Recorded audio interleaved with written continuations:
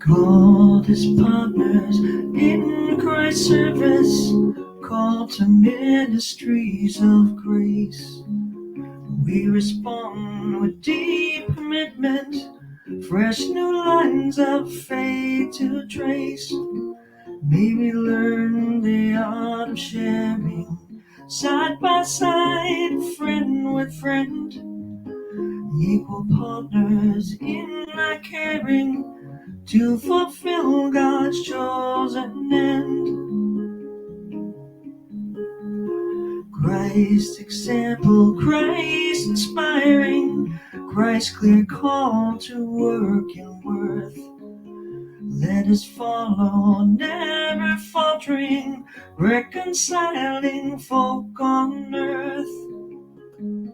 Men and women, rich or poor, all God's people, young and old, blending human skills together, gracious gifts from God unfold.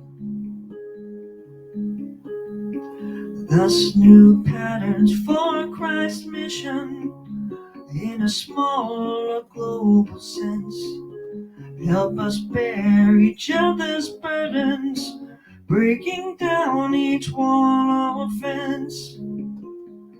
Words of comfort, words of vision, words of challenge said with care, bring new power and strength for action, make us colleagues free and fair.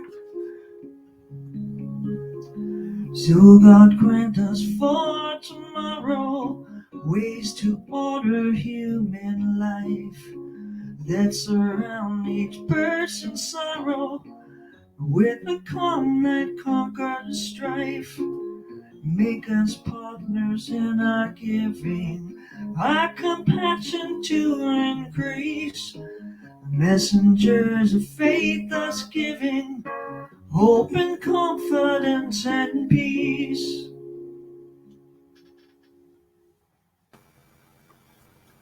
Thank you, Barbara. What was that song? It was a song that Frank picked, called as Partners in Christ's Service. It's a hymn. Very nice, very nice. Thank you. Good morning, everyone. Welcome to Unity of the Seacoast. Our virtual service today is January 30th, 2022. And today we have a little role reversal where I am the facilitator and Frank Barron is our speaker. And as always, we have Barbara Whitney playing music. And as always, she seems to nail it. I hope everyone got through the snow yesterday. And if you're outside our region, I hope you didn't get any. But we got about 5 inches here. I think we were rather lucky. Other people got over a foot. But we will get through this because that's what winter in New Hampshire is. So I would like to begin today with the word of the day for January 30th, 2022. And the word is world peace. I envision all people living in harmony. Sometimes I wonder about my place in the world that is changing so rapidly. I realize many of the world's people may be wondering the same thing. Change can feel scary, especially when I feel as though I have to navigate a shifting landscape alone. I expand my awareness and wonder whether others are feeling the way I do. Feeling fearful or insecure can overwhelm feelings of peace. As peace seems further and further away, it's easy to drift into the isolation and discord.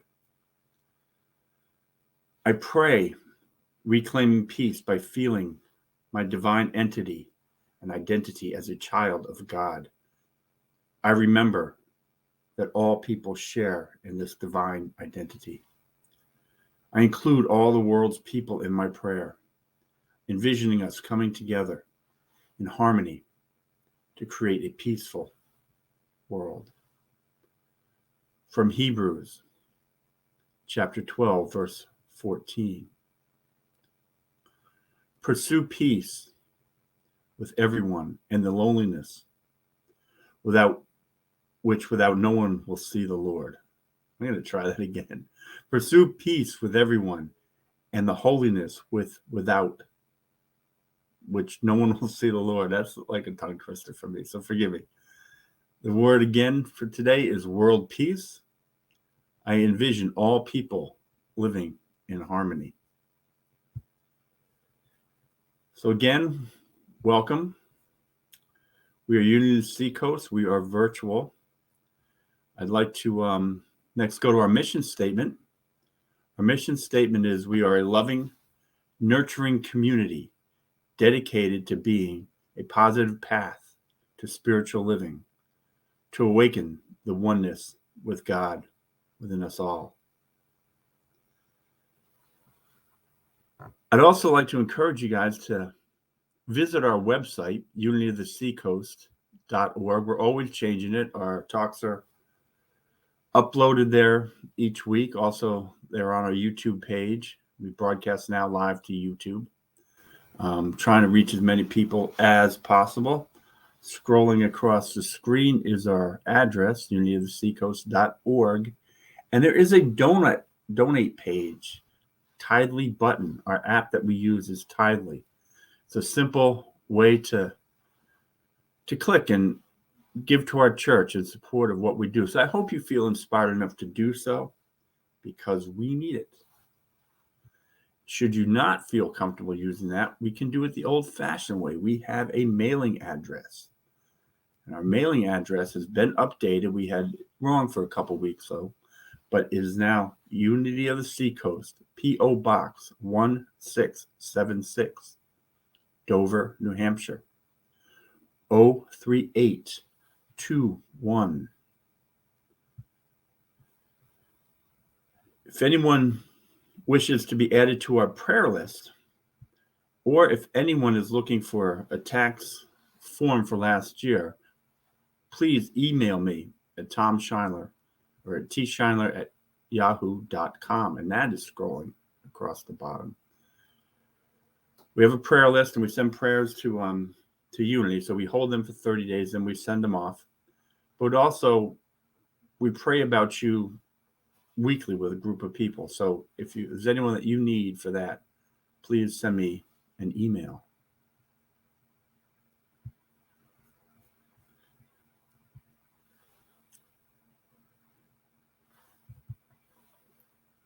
We'd also like to offer a belated happy birthday to Linda Kay.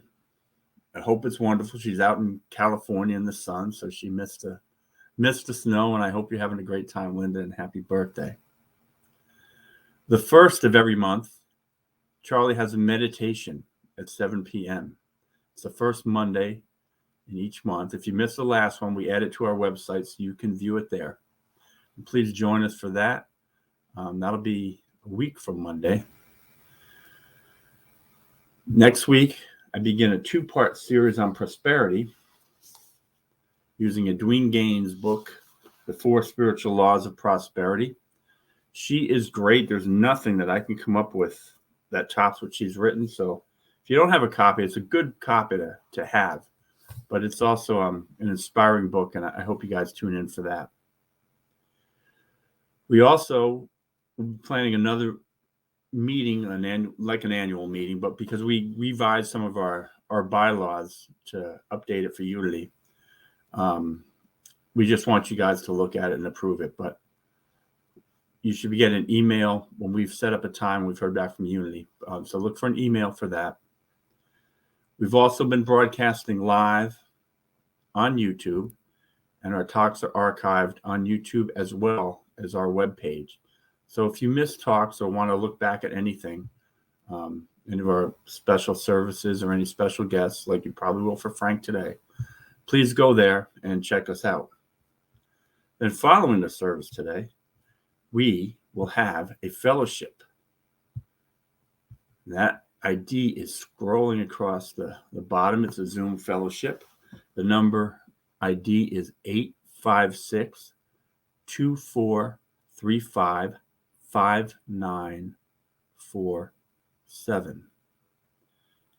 And if you're new to us today, we thank you and welcome you. And we hope you do join us for the fellowship. That is on Zoom. There comes a time every week when we used to get together and do this. It was such a great thing when we did it physically, but we use a Sanskrit greeting called Namaste. We greet each other, and that means the Christ in me sees the Christ in you. The best in me sees the best in you. When we're live, this is just, it's like a little quick party that breaks out in the middle of a service, and it's just so nice. And I miss doing that. I really do. But since we're virtual, we have to do this through the chat window. So if there's anyone in your room, greet them with a namaste. And for those who want to greet the world, just type namaste in the comment box. And to you all, namaste.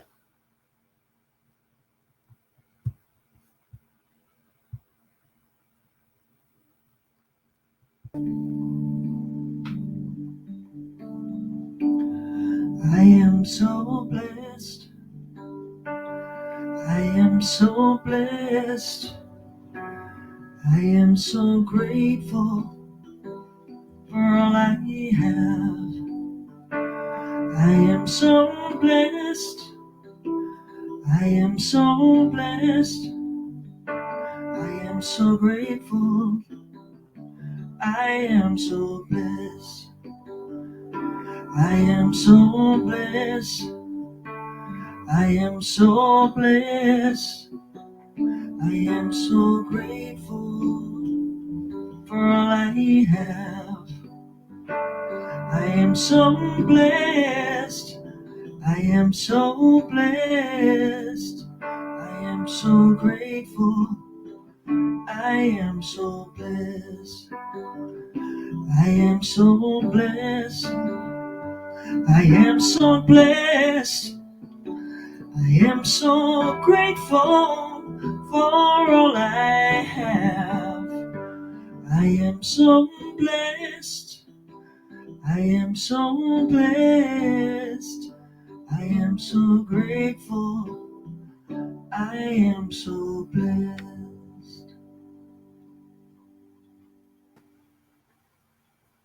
Thank you, Barbara. That was, again, wonderful. Thank you. So this is a fun thing for me. I always like when we have a guest speaker, and I love when it's someone from our church. I've known Frank for several years. He's one of my dear friends. He's just a great guy who's willing to share what he knows and understands, not only just in his talks, but we'll exchange emails, and he'll tell me about a book he's reading, or send me a quote, or send me a book he's reading. And he never fails to land on something that I seem to need at the moment. And that's one of the great things about feeling connected to the world, is everything comes in the way it's supposed to come.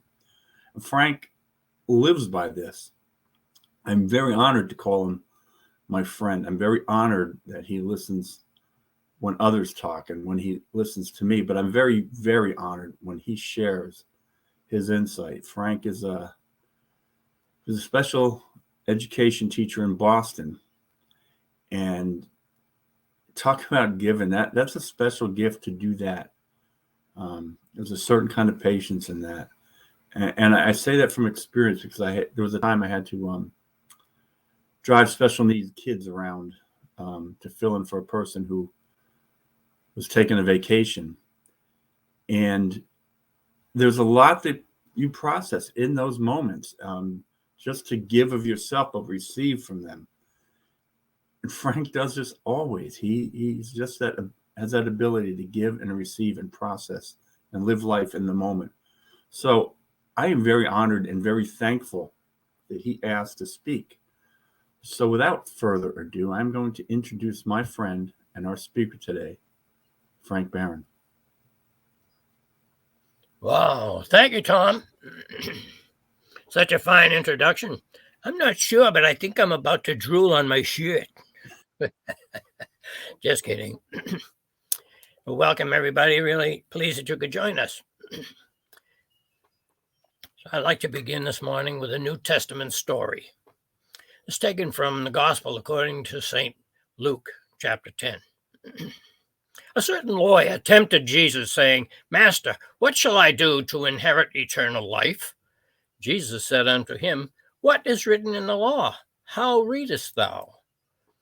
And answering, the lawyer said, Thou shalt love the Lord thy God with all thy heart, with all thy soul, and with all thy strength, and with all thy mind, and thy neighbor as thyself.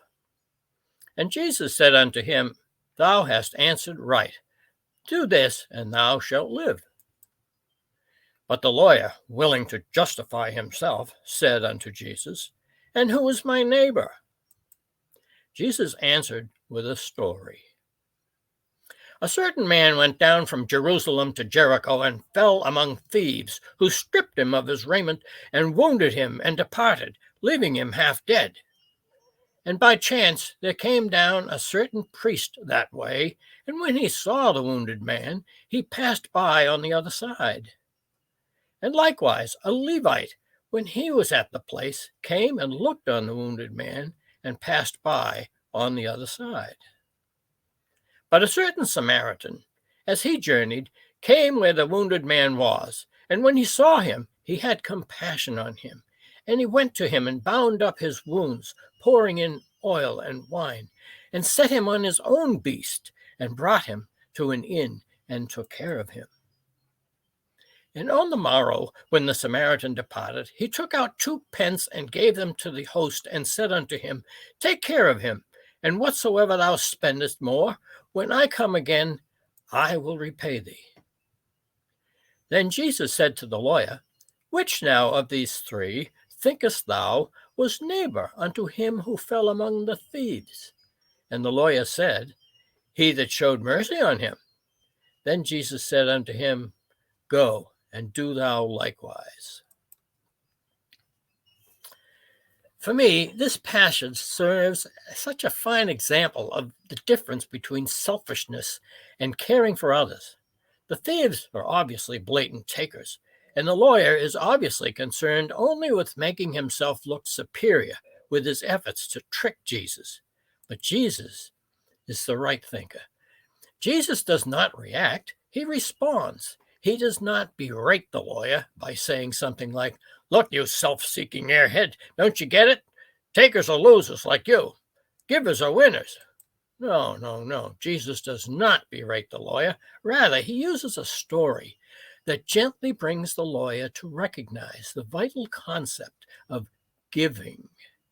Jesus, the ultimate giver, would not criticize, but recognizes the divinity of the lawyer and gently guides him to the truth that it is better to be a giver. Stories have been such a highly effective way of giving concrete clarity and understanding to points that may seem abstract or elusive.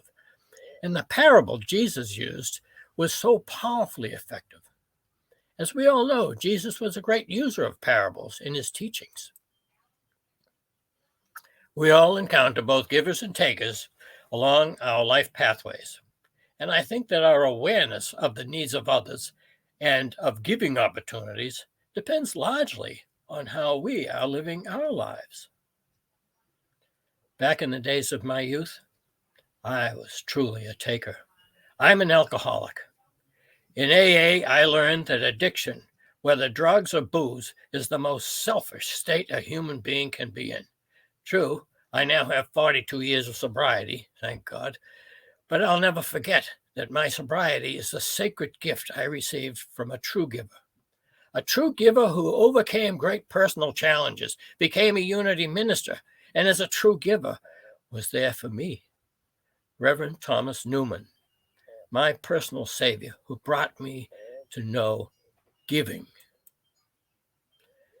During the 1970s, Reverend Tom was radio broadcasting his Sunday services from his Unity Church in Brookline, Massachusetts. I heard him on my car radio as I was Sunday morning driving off a hangover with a fifth of whiskey under my driver's seat and a loaded .357 Magnum revolver on my hip. I was seeking rock and roll music, switching any radio station where I found blah blah talk. But something made me stop at the station where I heard this English accent voice. Reverend Tom's words so moved me. I listened with rapt attention, completely carried away to the end of his lesson. I do not recall what he said, but I strongly remember the way I felt. By the time he finished, I felt I could park that car and fly across the universe. I found myself in Reverend Tom's church in Brookline the following Sunday and every Sunday. Thanks to his teaching and guidance, I gave up drinking and the guns. Through the many conversations and classes with Reverend Tom, I became well acquainted with and embraced unity. I discovered how great a giver Reverend Tom was, truly so aware of his divinity and such a Christ-like giver. He explained to me that the universe is cyclical. Giving, true giving, always brings receiving, but he strongly stressed that one should never think about getting something in return for anything given. He said when you give something with strings attached, your focus is on how you will benefit personally. On the other hand, when you give of yourself without expecting something in return, your entire focus is on the helping of the recipient. You are not really giving if you expect something in return. 2 things to know, Reverend Tom told me. First, be aware of others and recognize their needs. Second, if you have the resources to fill a need you see, give. No questions, no hesitation, give. And I saw many situations where Reverend Tom practiced what he preached. Here's one occasion that really stands out for me.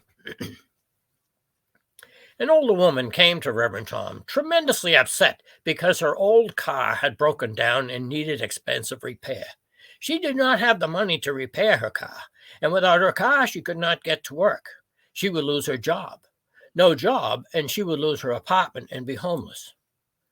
Reverend Tom brought her out to his driveway, reached into his pocket and handed her the key to his Rambler. And he said, "Here, take this car. This is your car now. Don't worry, everything will work out." Weeping, the woman hugged Reverend Tom and kept repeating, "Thank you, Reverend Tom. Thank you, thank you, thank you." 2 days later, Reverend Tom found a Cadillac parked in his driveway with a note on the windshield from the man who owned the company that employed this woman to whom he gave his car. And the note said, "Just to be clear, don't think for a minute that you can outgive me." Because I believe that selfless giving is such an important topic, and because I have seen how stories can be so engaging and do so much to make meaning clear, I'd like to share a few stories about giving. You know, it really is quite important to me. I remember what I was like when I spent 10 years in the bottle, 10 years of thinking only of myself. And the only thing I wanted to know was where is the next drink and get out of my way. And carrying a loaded gun all that time, really dangerous. And so realizing what that was like and understanding what Reverend Tom has given me and seeing how important giving can be. And so I just needed to share these stories with you. This first story demonstrates the folly of selfishness. The title is The Selfish Man. I found this to be a real good one. Once upon a time, there was a selfish man. He liked everything to be his own. He could not share his belongings with anyone, not even his friends or the poor. One day, the man lost 30 gold coins. He went to his friend's house and told him how he lost his gold coins. His friend was a kind man and sympathized with him. As his friend's daughter was coming home from an errand, she found 30 gold coins. When she arrived home, she told her father what she had found. The girl's father told her that the gold coins belonged to his friend, and he sent for his friend. When the selfish man arrived, his friend told him how his daughter had found his 30 gold coins and handed them to him. After counting the gold coins, the man said that 10 of them were missing and had been taken by the girl, as he had lost 40 gold coins. He further informed the girl's father that he intended to recover the remaining gold coins from him, but the girl's father refused. The man left the gold coins and went to the court and informed the judge about what had taken place between him and the girl's father. The judge sent for the girl and her father, and when they arrived, he asked the girl how many gold coins did she find. She replied, 30 gold coins. The judge then asked the selfish man, how many gold coins did you lose? And the selfish man answered, 40 gold coins. The judge then told the man that the gold coins did not belong to him because the girl found 30, not 40, and he claimed to have lost. And then the judge told the girl to take the gold coins, and that if anybody is looking for them, he will send for her. The judge told the selfish man that if anybody reports that they have found 40 gold coins, he will send for him. It was then that the selfish man confessed that he lied and that he lost 30 gold coins, but the judge did not listen to him. I love it. The obvious lesson here, of course, is to be always honest. Dishonesty never pays. I'd now like to share a number of stories of personal giving by my partner, Ginny, and me. However, it's important that this sharing is not viewed as bragging. We don't brag, and we're not seeking a pat on the back. No. We don't brag, and I believe these stories can serve as lively illustrations, examples of the spiritual importance of being a selfless giver. Whenever I see a roadside beggar, I pull over and give whatever I can pull from my wallet. Well, let me tell you, wearing tight-fitting jeans, pulling out my wallet is always a serious struggle. Careful, Frankie, don't crash the car. But I do it because it's an opportunity to give, period. Someone needs, I'll give. And Ginny, my loving, beloved partner, she's one of the greatest givers you will ever meet. Ginny cannot see a need and turn away from it. She loves browsing through gift shops and, of course, dragging me along. As she browses, she has in mind needs of others she knows about. Oh, sure, there are things she seeks for herself. But often she will buy items she knows will help a family member or friend. Ginny usually does not leave a thrift shop empty-handed, and often it's with items for someone else. Ginny's brother is 87. It seems dementia has been creeping in. Ginny always invites him to dinner, but it has been a while since he has been able to join us. So Ginny regularly cooks extra and brings him food, always enough for more than one meal. She has also been helping our next-door neighbor. He's a single dad raising his 13-year-old daughter. Lately, he has been sick and out of work. You guessed it, Ginny has been cooking extra at supper time and sending me next door with 2 servings. And their cat has been coming over to our back porch looking like a hungry beggar. So, of course, Ginny has me putting out a bowl full of cat food each and every morning. Really something to see that little guy looking up at me with those big yellow eyes and giving me his morning meow. Ooh. I imagine him saying, "Wow, thank you, Frankie." And that's not all for dear Ginny. One of her daughters has a mother-in-law who's 89 years old and in need of help. Ginny spends a day a week cleaning her home and taking care of her needs. Ginny has a mentally challenged son who is confined to a wheelchair and lives in a group home. Some of the patients who live in that home are not always provided with needed clothing by their families. Ginny seldom visits that group home without bringing some needed items for those patients. A few years ago, while I was serving at another Unity church, on a Sunday morning, a friend came in, all upset because the previous Wednesday evening service, someone took his parka from the closet. It was a new parka. This was the dead of winter, and he was out of work and struggling financially. Now, I had a nice parka hanging in the church closet, and I sensed Reverend Tom's whisper somewhere in the back of my consciousness. Give. Okay, Reverend Tom, gotcha. I gave the man my parka. The following Sunday, a man brought back the missing parka, explaining he had taken it by mistake. My friend was delighted to have back his parka, and he returned my parka to me. But a few days later, one of Ginny's nephews was in need of a winter coat. So once again, I gave my parka. That weekend, Ginny visited a thrift shop where she once worked. Her friend and the owner of the shop had just taken in a brand new LL Bean parka. She sold it to Ginny for $4. $4. Ginny gave it to me. Now this parka is the best that money can buy. I still have it. Amazing. The thought that crept across my mind was, "Hey, Reverend Tom, are you pulling strings up there?" Anyway, on a Sunday morning, probably 6 years ago, I was helping out with hospitality at a Unity church in Amesbury, Massachusetts. Someone told me there was a man sitting in a car in the parking area with a flat tire and a pile of loaves of bread in his front seat.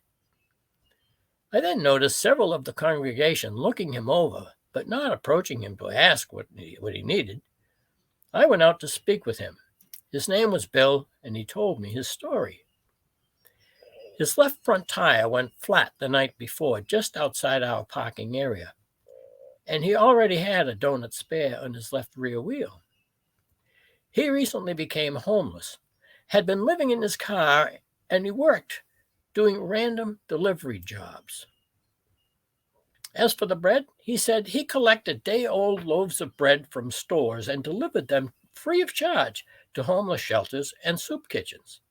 He spent the night sleeping in his car, hoping to get a tow to Walmart in Seabrook, New Hampshire, because what he believed would that be the only place where he could buy a tire on a Sunday.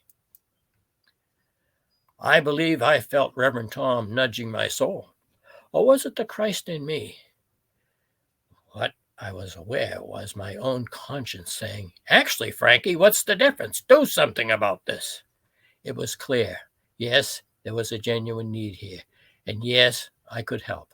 I whipped out my AAA card and arranged a tow to Walmart in Seabrook. When our work at the church was done, Ginny and I went to Walmart to check on Bill. We found him sitting in his car in the rear of the Walmart parking lot. Walmart did not have the size tire he needed, so he planned to sleep in his car and hoped to find a tow to Town Fair Tire in the morning. It was bitter cold, and I thought this is not a good time to be sleeping in the car. Jeannie and I went scouting and found a motel about a mile down the road. The woman at the desk quoted the rate and said it included free breakfast. I told her the room was for a homeless man, and we would return shortly with him. Back at Walmart, we found Bill in the overgrown grass of the field behind Walmart, throwing slices of bread here and there for the birds. He said he knew he wouldn't get to deliver it this time. We brought him to the motel. This time, the woman at the desk quoted a rate much lower than she had told us. Ah, yes, I thought, another good giver. Early the next morning, Bill called me. He had taken his shower and had eaten his breakfast and wondered if I could drive him back to his car. Back at Walmart, I called AAA for a tow to Town Fair Tire. I saw Bill checking the money in his wallet. It didn't look like enough for 2 tires. So, yes, Reverend Tom, I gave him some money. We never saw or heard from Bill again, so we felt confident that things must have worked out for him. A truly amazing development followed, however. It was time for me to renew my car registration and get my car inspected and get an inspection sticker. Well, my car failed inspection at an Exeter gas station. I was told I needed $1,500 worth of front-end work. I brought my car to the Newburyport service garage where I bought it and where I always had it serviced. I told my mechanic friend what my car needed, and that I preferred that he do the job. And, Reverend Tom, please note, I never uttered a word of complaint, never even a hint that this was a budget buster for me. How am I doing, Reverend Tom? Without hesitation, my mechanic friend said to me, "I'll take care of that for you, Frank. No charge." No charge? Wow, holy ravioli, fantastic. I thought, hey, Reverend Tom, is this some of that cyclical thing? Recently, I learned about something called the Total Transformation Program, offered by Dawn Michaels. Dawn is a Unity chaplain, a non-Unity minister, and has been with her Unity Church for 37 years. I completed Dawn's program and began attending the Advanced Total Transformation Program. Dawn Michaels taught a morning routine, which I have been using faithfully each morning. It includes pre-meditation music. One of the songs you heard today with Barbara. I am so grateful. I am so blessed. It includes the pre-meditation music. It includes morning meditation, daily entries in my program journal, affirming energy shifts I'd like to see, and writing as well as rereading entries in my source journal. Dawn also taught me the value of 15-second meditations throughout the day. Sitting in a long traffic light. Don't have to close my eyes. 15-second meditation. A powerful affirmation she shared, which I repeat silently throughout my day, is, "My higher self is leading my day." This is such a powerful reminder for me that we are divine and Christ lives within me. My higher self is my Christ. And when I repeat this throughout the day, that my higher self is leading my day, makes me realize, yes, I must be a giver. That's all there is to it. For me, the meaning of my higher self is the Christ in me. And when I become aware of negative thoughts, inclinations, or actually anything negative, I ask myself, what would Jesus do? Then I remind myself that my higher self is leading my day. There is indeed such strong, enriching connection here.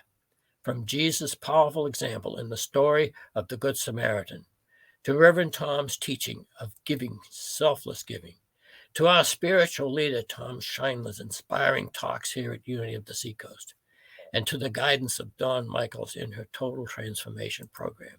Yes, a strong and enriching connection. There is a habit I developed years ago after achieving sobriety. It's a practice I continue, and one that helps me maintain an awareness of the loving abundance of God's Spirit, great Spirit, and rekindles my teary gratitude for all I have learned, for all I have been given, for all I am. The habit involves often gazing at the sky and pondering. Cloudy or clear, it doesn't matter.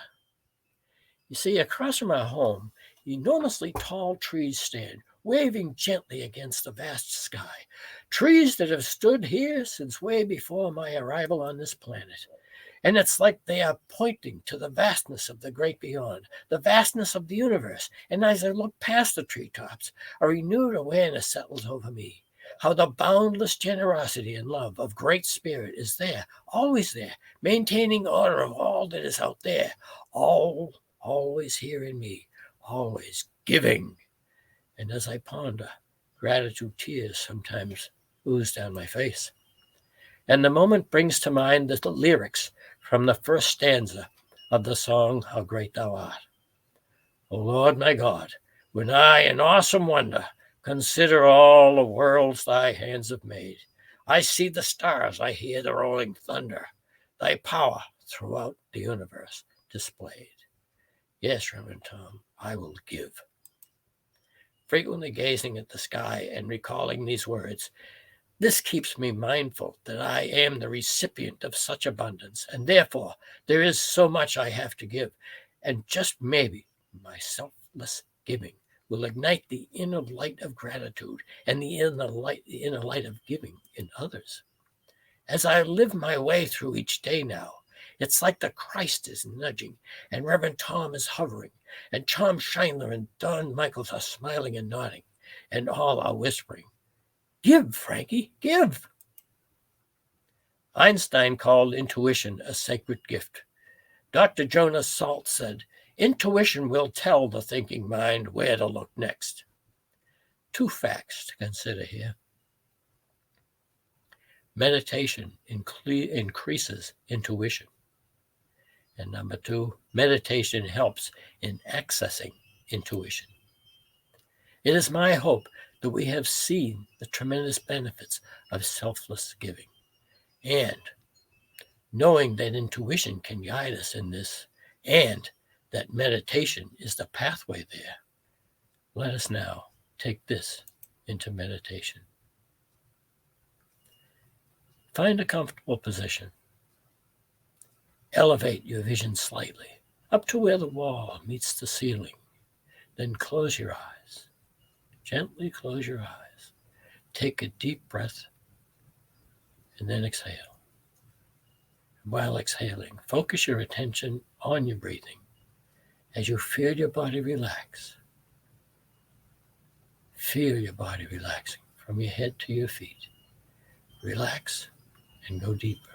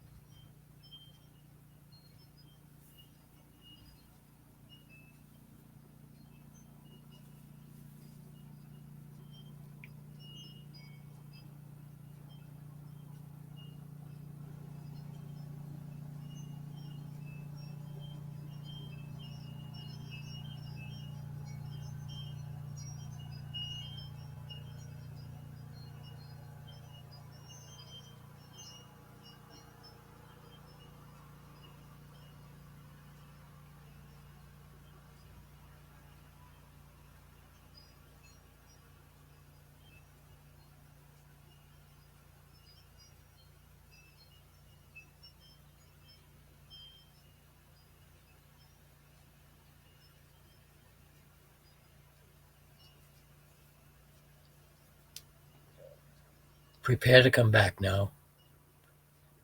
Slowly open your eyes. Become aware of your surroundings and hold firmly whatever inspiration may have occurred. Thank you for joining us. Love and light.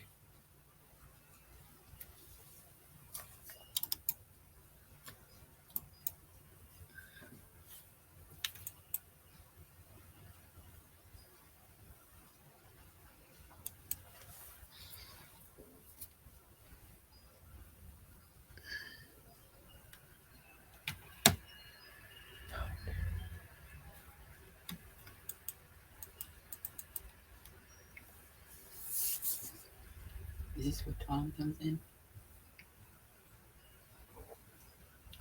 Now, join us, please, in our prayer for protection.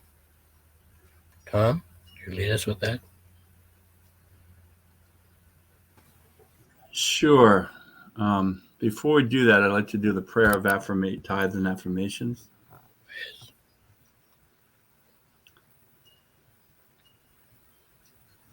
Divine love as me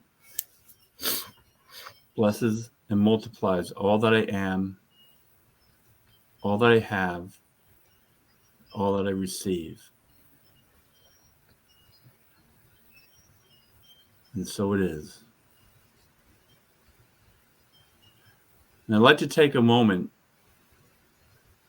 to offer a prayer to each and every one of you. And I'd like you to think about those in your life who need your affirmations and blessings. Hold them in their highest consciousness, in your highest thought, in your highest vibration. To think of them as whole and new.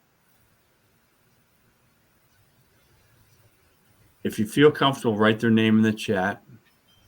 If you don't feel comfortable, then write their initials. And if you're not comfortable with that, just a little heart or a loving emoji or a prayer emoji.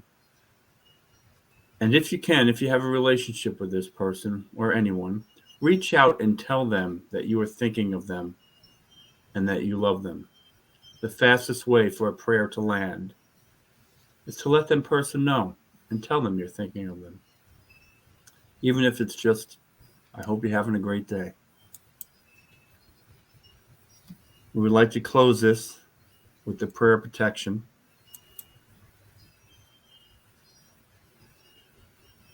And if you know it, say it. If not, just it's up on the screen.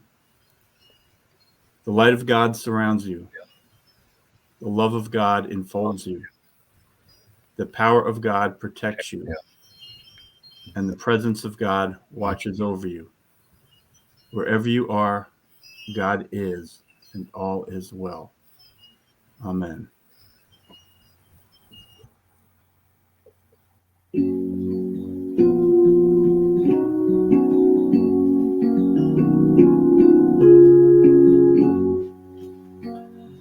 Let there be peace on earth, and let it begin with me. Let there be peace on earth, the peace that was meant to be. With God as creator, family all are we. Let us walk with each other in perfect harmony. Let there be peace on earth, let this be the moment now.